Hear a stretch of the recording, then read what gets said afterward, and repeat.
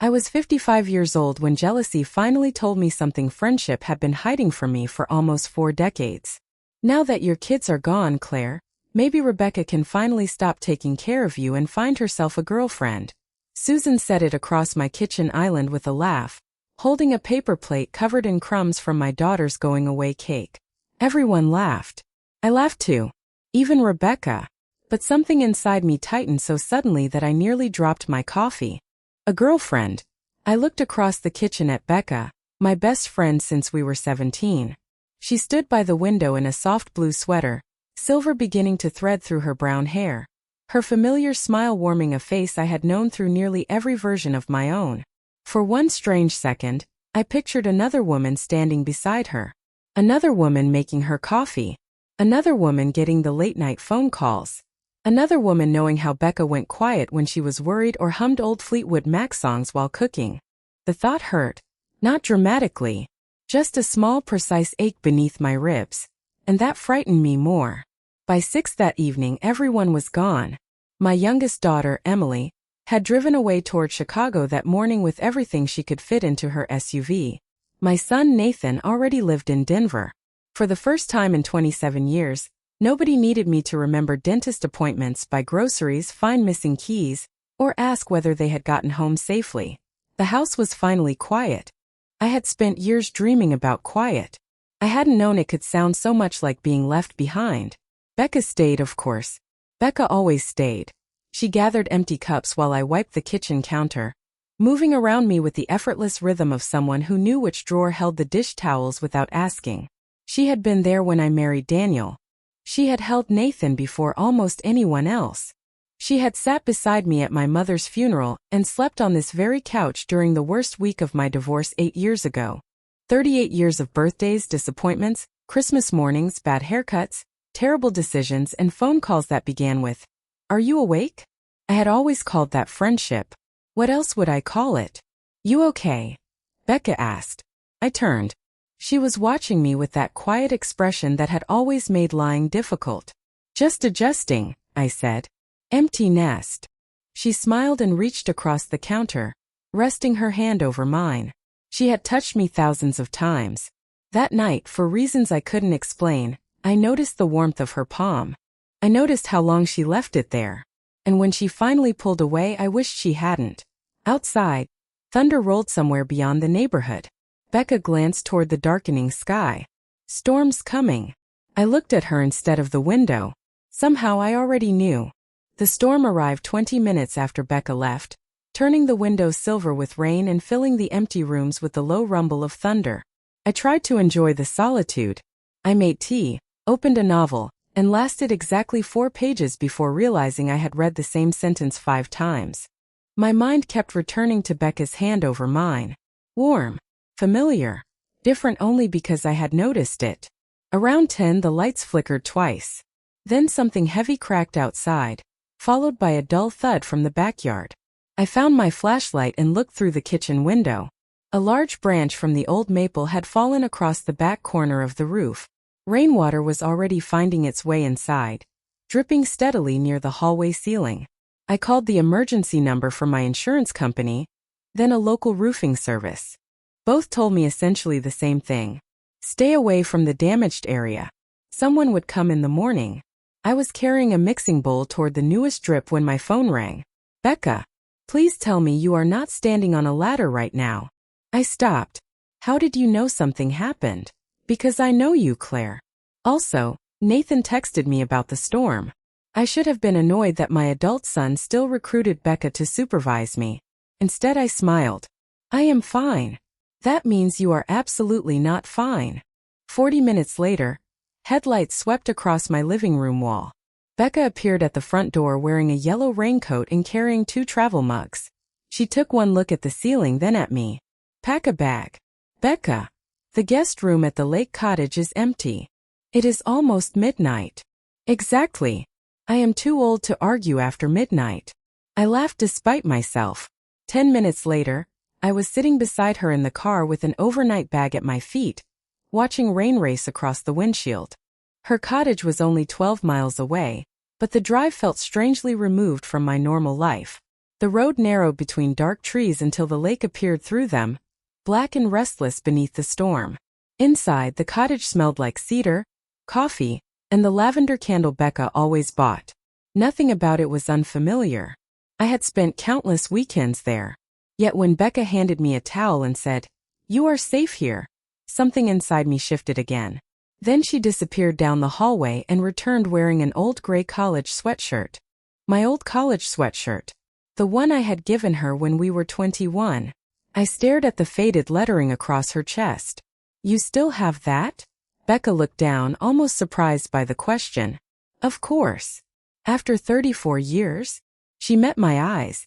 For a moment the rain seemed louder. "Some things are hard to let go of," she said. I slept badly, although nothing was wrong with the guest room. The sheets were clean, the mattress was comfortable, and the rain softened sometime before dawn. The problem was that one sentence kept following me into sleep. Some things are hard to let go of. By 6:30, I gave up and wandered into the kitchen. Coffee was already brewing. Becca stood at the counter with her back to me, barefoot, her brown hair still damp from the shower and curling slightly at the ends. She had changed out of my old sweatshirt and into jeans and a cream sweater, but somehow that did not help. I stopped in the doorway. For 38 years I had known this woman. I knew the tiny scar beside her eyebrow from a bicycle accident when we were 19. I knew she hated raisins, loved thunderstorms, and cried at every version of Little Women. I knew the exact expression she made when pretending not to worry. Yet that morning something had changed. "Not Becca. Me. Coffee?" she asked, turning around. "Please." She reached for a second mug at the same moment I did. Our fingers touched. Nothing dramatic happened. No thunder. No sudden revelation from the heavens. I simply became aware of her hand, then of my own, and then of the strange silence between us. I pulled back first. "Sorry." Becca looked at me carefully. "For touching a coffee mug?" I laughed too quickly.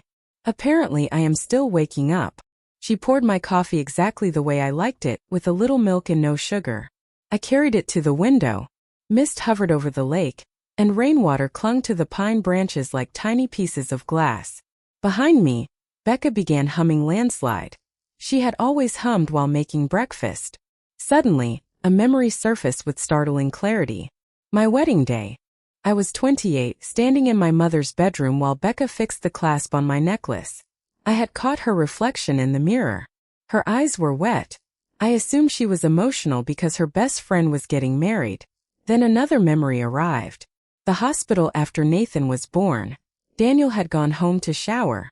Becca stayed beside me until sunrise, holding my hand while I slept. Then my mother's funeral. Then the night Daniel moved out, when Becca drove 40 miles through freezing rain because I had called and said only 3 words. "I need you." She had always come. "Claire." I turned. Becca was watching me from across the kitchen. "Where did you go?" "Nowhere." But my voice sounded distant even to me. She stepped closer and gently touched my sleeve. "You are doing that thing again." "What thing?" "Looking at me like you are trying to solve a puzzle." I met her eyes, and the answer frightened me because the puzzle was not Becca. It was 38 years of my own life. For the first time, I wondered how many moments I had misunderstood simply because I had never thought to ask what else they could mean. The roofing company called just after lunch. My house would need at least 3 more days before the damaged rooms were safe to use again. I thanked the contractor, ended the call, and stared at my phone as if it had personally betrayed me. 3 days should not have felt significant. Becca and I had taken vacations together. We had shared hotel rooms during college reunions and spent entire holiday weekends under the same roof. But now I was noticing things I had somehow ignored for decades, and 3 days suddenly felt like dangerous territory. That evening we made tomato soup and grilled cheese while another soft rain moved across the lake. Becca sliced tomatoes. I stood beside her drying dishes. Our shoulders brushed twice, and both times I became absurdly interested in the plate in my hands. "You have been quiet all day," she said. "I have been thinking. That is usually when you get into trouble." I smiled. "Can I ask you something?" Becca set down the knife and looked at me. "That depends entirely on the something." I hesitated. The question had been circling my mind since breakfast. "Why did you never get married?" Her expression changed so slightly that someone else might have missed it. I did not. That came out of nowhere. Did it? She turned back to the cutting board. I dated. I know. Some wonderful people, actually. I know that too. Then what are you asking? I placed the dish towel on the counter. I suppose I am asking why none of them became permanent. Becca was silent long enough for the refrigerator to click on behind us. Maybe permanent is not something you can force. Her voice was gentle but guarded. Maybe I never found the right person at the right time. Something about the answer disappointed me, which made no sense. Your turn, she said. My turn for what? An uncomfortable question. She leaned against the counter. Were you ever actually happy with Daniel? I opened my mouth and found no easy answer. Yes, I said finally. Sometimes.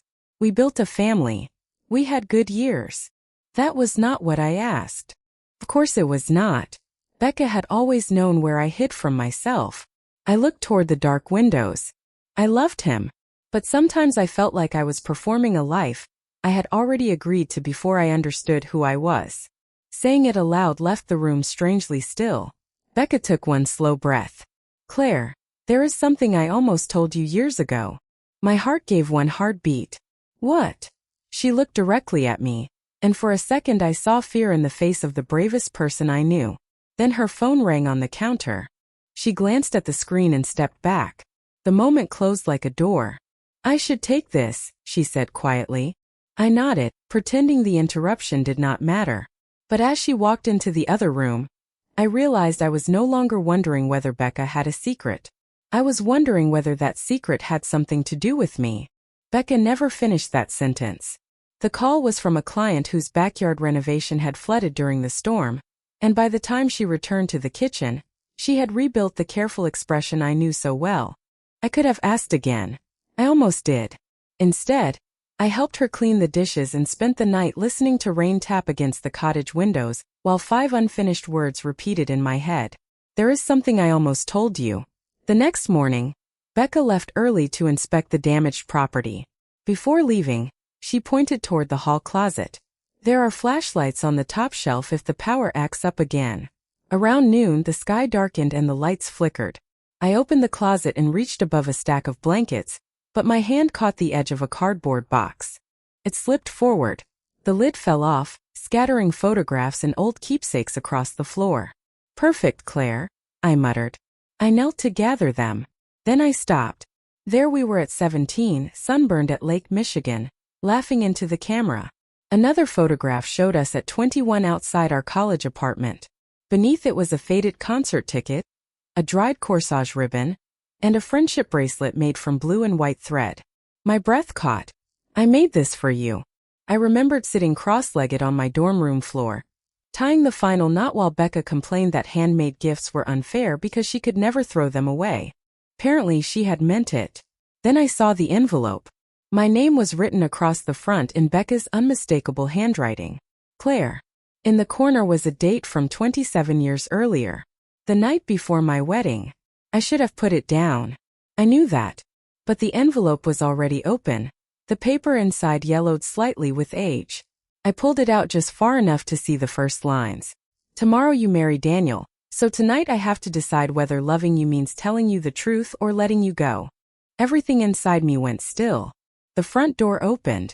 I heard Becca set down her keys. Claire. I could not move. Her footsteps approached, then stopped behind me. For several seconds neither of us spoke. I was looking for a flashlight, I said, although my voice barely sounded like mine. Becca looked at the letter in my hand. The color seemed to leave her face. She slowly crouched beside me and took the paper, careful not to touch my fingers. How much did you read? 1 sentence. Her eyes closed briefly. Becca. She folded the letter along creases worn into it decades ago. You loved me. She looked at me then, and the sadness in her expression was older than the box between us. Yes, she whispered. I did. The answer should have solved the mystery. Instead, it opened 38 years of questions at once. For a long moment, all I could hear was the soft ticking of the kitchen clock and the rainwater dripping from the porch roof outside. Becca placed the letter back inside the box as carefully as if it could break. Why did you never tell me? I asked. She sat on the floor across from me, one knee drawn toward her chest. You were getting married the next morning. That explains one night. It does not explain 27 years. Becca looked toward the window. You had Daniel. Then Nathan came. Then Emily. You built a life, Claire. I was not going to walk into the middle of it and ask you to question everything. Memories moved through me faster than I could hold them. Her standing beside me at the hospital. Her carrying boxes into my first house. Her making pancakes for my children. Her sleeping on my couch after Daniel left. All those years, I said. You were just there. A sad smile touched her face. There was nothing just about it for me. My throat tightened. When did it stop? Becca became very still. What? Loving me. She looked down at her hands. Claire, that is not a useful question. It is to me. She stood and carried the box to the kitchen table. It was a long time ago. That is not an answer. Maybe it is the only one I can give you. I followed her. You almost told me something last night. Was this it? She turned and suddenly there were only a few feet between us. I almost told you that some truths arrive too late to be helpful. Or maybe we decide they are too late because we are afraid of what happens next. The words surprised both of us. Becca studied my face. What is happening next, Claire? I had no answer. That was the terrifying part. She reached up slowly and brushed a strand of hair away from my cheek, an ordinary gesture made unbearable by everything I now knew. Her hand lingered for one quiet second. I could have moved closer. I wanted to. Instead, fear rushed in where certainty should have been. This was Becca, my oldest friend, my emergency contact, the person my children called when they could not reach me. If I crossed a line I did not understand, there might be no way back. I stepped away. Hurt flashed across her face before she hid it. I am sorry, I whispered. Do not be. Her voice was gentle, which somehow made it worse. My phone rang then. The roofing company said I could return home the following morning. I should have felt relieved. Instead, I packed that evening. At sunrise, Becca carried my bag to the car. We hugged goodbye, but carefully now, like two people learning rules that had never existed before. As I drove away, I looked at her in the rearview mirror until the cottage disappeared behind the trees. For the first time in 38 years, leaving Becca felt less like going home and more like walking away from it. The house was repaired, but it did not feel repaired. The ceiling was dry. The broken branch was gone. The room smelled faintly of fresh paint and sawdust, yet every evening the silence seemed to settle deeper. Becca and I exchanged polite messages for 4 days. She asked whether the contractor had finished. I asked about her flooded landscaping project. Neither of us mentioned the letter. Neither of us mentioned the moment in her kitchen. On the 5th afternoon, Emily called from Chicago. I was sitting on the living room floor with 3 old photo albums spread around me. Mom, are you organizing pictures again? She asked. Trying to. I turned a page and found Becca holding Emily at her 5th birthday party, both of them wearing ridiculous paper crowns. Can I ask you something strange? That usually means yes. I hesitated. What did you think about Becca when you were growing up? Emily laughed softly. What do you mean? About her being around so much. There was a pause. Honestly, I always thought you two would end up together someday. My hand stopped on the page. Emily. What? Nathan thought so too. Why would you think that? Because she looked at you differently. I could barely breathe. Differently how? Like you mattered before anyone else entered the room. I closed my eyes. Emily continued more carefully now. After the divorce, I thought she was finally going to tell you. Tell me what? Whatever she had been keeping inside. I sat upright. Why? Because I heard you two talking one night. You probably thought I was asleep. A memory surfaced. 8 years earlier. My kitchen after midnight. Daniel had been gone less than a month. Becca had stayed while I cried over a life I thought had disappeared. What did you hear? You told her you could not survive losing another person. You said if Becca ever left too, you did not know what you would do. The room seemed to tilt around me. I remembered saying it. I remembered Becca taking my hand afterward. What I had forgotten was the long silence before she answered. I am not going anywhere. Mom. Emily said. Are you okay? I looked down at 38 years scattered across the floor. College. My wedding. Babies. Christmases. Funerals. Vacations. Becca beside me in nearly every chapter. Suddenly her silence did not look like uncertainty. It looked like a choice. She had protected the one relationship I had told her I could not bear to lose. And 4 days ago I had done exactly the same thing. I had stepped away because I was afraid of losing her. We had spent years standing on opposite sides of the same fear, each believing silence was safer. I ended the call, stood and reached for my car keys. Outside, a light rain had begun. The lake cottage was 12 miles away. For the first time since I found that letter, I knew exactly where I needed to go. The rain followed me all 12 miles to the lake, soft against the windshield, steady enough to make the world beyond my headlights look blurred at the edges. I had rehearsed at least 6 different ways to begin. Everyone disappeared when I saw Becca standing on the porch. She wore jeans and that old gray college sweatshirt again. As if the universe had decided subtlety was no longer necessary. Claire. She stepped beneath the porch light. Is everything okay? I turned off the engine and walked toward her before fear could catch up with me. Emily told me something. Becca went still. That sounds dangerous. She remembers the night after my divorce when I told you I could not survive losing another person. Becca looked toward the lake. That was answer enough. You were going to tell me then, were you not? I asked. Claire. Please. No more protecting me from the truth. Rain whispered through the trees. Finally she nodded. I thought about it. And then I told you I could not bear to lose you. You were hurting. I decided being your friend was more important than asking you to become something you were not ready to be. My eyes burned. You let me believe you stopped loving me. Becca gave a small sad smile. You never asked until last week. I stepped closer. Then I am asking now. She looked at me. When did it stop? Her expression softened. It did not. 3 words. 38 years. Suddenly I understood why the truth felt less like a surprise than a memory I had finally recovered. I have been terrified all week, I said. Not because you are a woman. Not because I am 55. I am terrified because you are the person I cannot imagine losing. That is exactly why I stayed quiet. I know. And I think we have both been loving each other safely. Becca blinked. What does that mean? It means I kept giving this another name because friendship felt safe.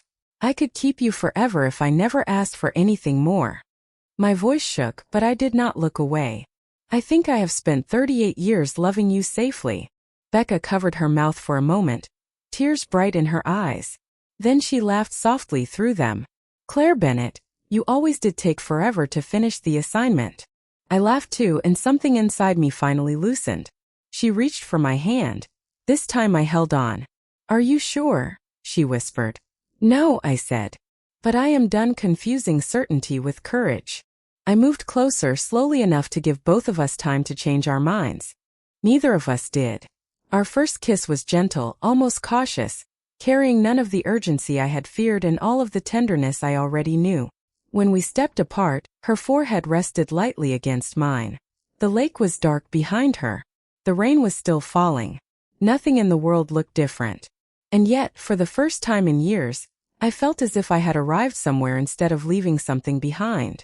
3 months later, Becca and I were sitting on the porch of her lake cottage with 2 mugs of coffee cooling between our hands.